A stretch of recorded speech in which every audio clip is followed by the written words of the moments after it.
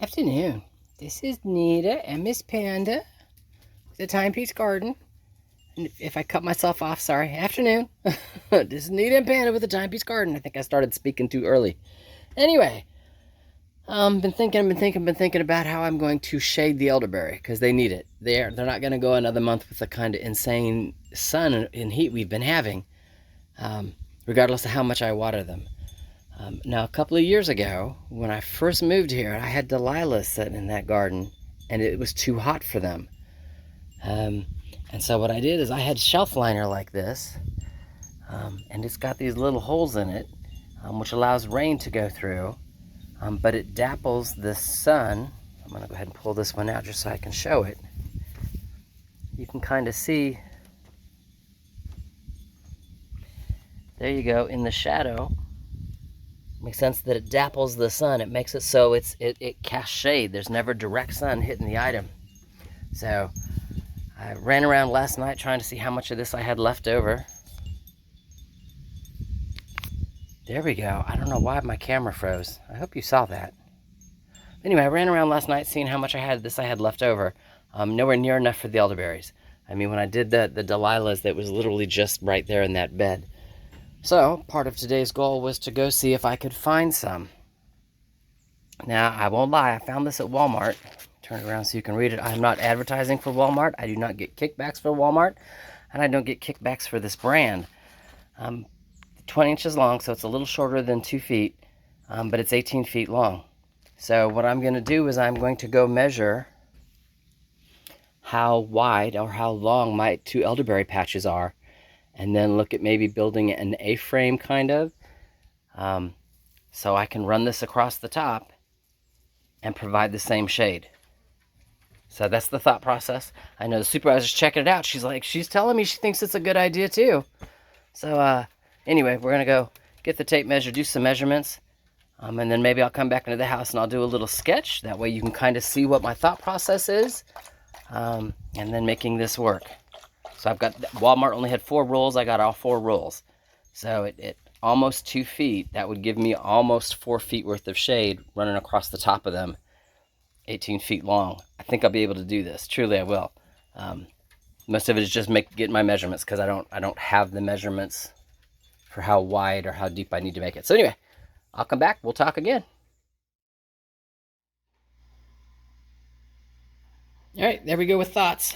It's my elderberry patch. That's the dip. It's 144 inches long, 12 feet. It's the same thing on both sides. 96 inches wide. Same thing on both sides. That's how I planted it. Now this one, they're only about 96 inches tall. On this one, they're close to 120 inches tall. And on this side, they're 120 inches plus tall.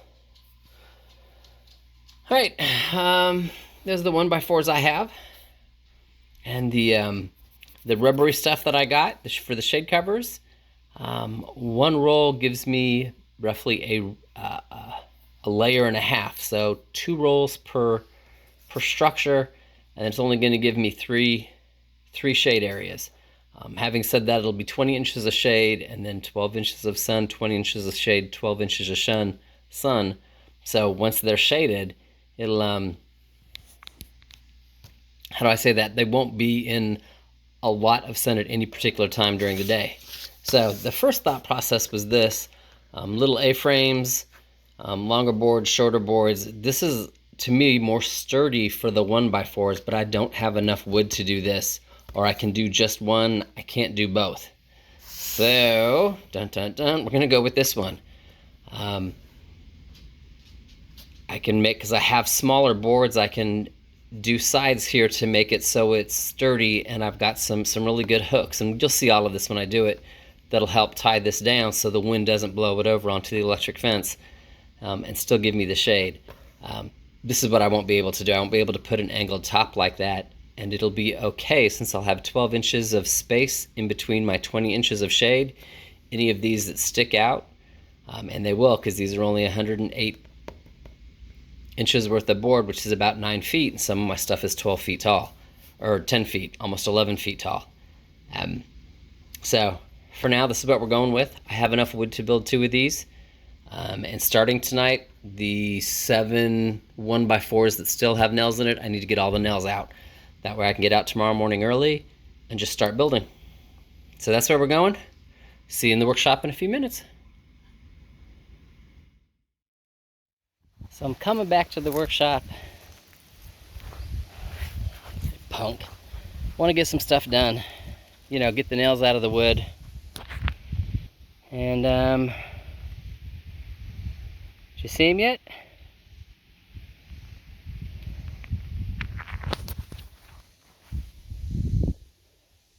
How about now?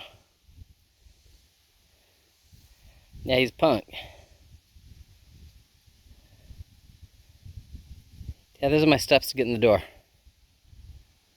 He's like blocking my path.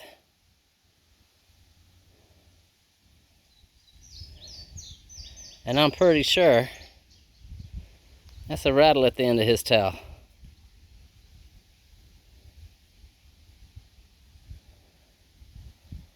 So now I'm gonna see if I can scare him off.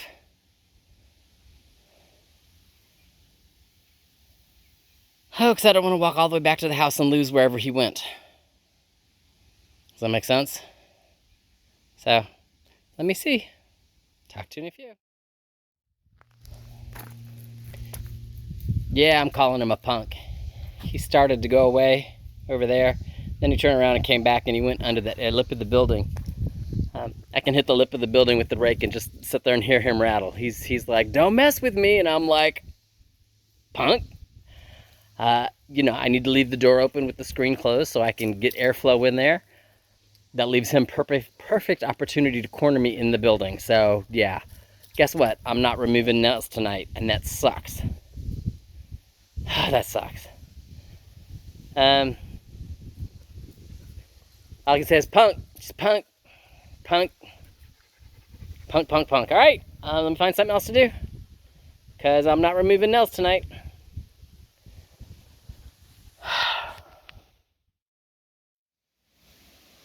So, I came out to Garden 3, well below the hill. Since we've had partial cloud cover today, I've had storms go around me. They've all been to the town that way, not the town where they normally are that way. But we've had some storms. You know, I haven't, but I've had partial cloud cover. So I figured I'd come back and I'd take a look at my elderberries. You know, just kind of see how they are. So with partial cloud cover, I still have some droopiness here. I mean, you can see it in the leaves. Panda's chasing frogs. Now I'm jumpy because of the rattler. You know, I'll be jumpy for the rest of the day. And you can see that one's still a little droopy. So reading several blogs, it talks about the roots are shallow on an elderberry. They don't go as deep as I thought they did, or at least not according to whatever I was reading. It says weed control is an issue. Yeah, the bases of them are all pretty much surrounded by the black fabric. So I don't think weed control is a problem. You know, not enough to create this much droop. I do believe it's the heat. She is so funny. It also talks about that moles could be chewing on the roots. Now that one is a possibility, believe it or not. I don't have my little sonic mole thingies at this end of the garden. They're just down by the hoop house. And being that I've had the soaker hose up here watering, it is possible that it would attract moles, you know, coming for the moisture and then in turn chewing on some of the roots. And that would explain why, like on that one there, that side of the tree is limp, droopy, and yet this side isn't. Focus. There you go. But I'm guessing, just completely guessing. So, along with giving them shade tomorrow, which was the plan, bless you, I need to go ahead and get one of the little noisemaker thingies in here. Just thought processes. Damn snake. Yeah, it's gonna aggravate me. Just because I was truly hoping to get a lot more done. You know, had I had all the nails out of the wood, tomorrow I could just start building. You know, get out here, because these guys are the first area that gets in the sun. It's just a shame. Just a shame.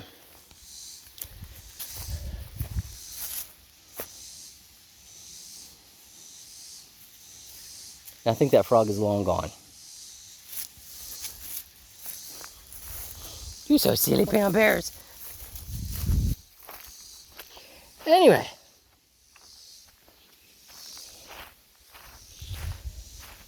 Everybody else over here seems to be okay. I do want to get some shade protection up though. Just because it has been so hot and will continue to be hot. You know, if I get a storm, it's like the last 2 pop-up storms I had. They're little storms. They're not once a week or every week. And when I start getting fruit, and this one's got 2. It's got one there and one down there. You know, I don't want them to get into heat stress. Now, peppers like heat, but they still don't need to be into heat stress. Same thing with the tomatoes. They don't need any kind of heat stress, you know? So how do we stop that? We give them some shade cover as well. And I'll do that with just the extra pieces that I have that I used on the Delilahs, because I won't have anything left over the new rolls when I do the shade structure up there. Oh, just aggravating. All right, I'm done whining. Y'all have an awesome evening. And Miss Panda and I will talk to you later.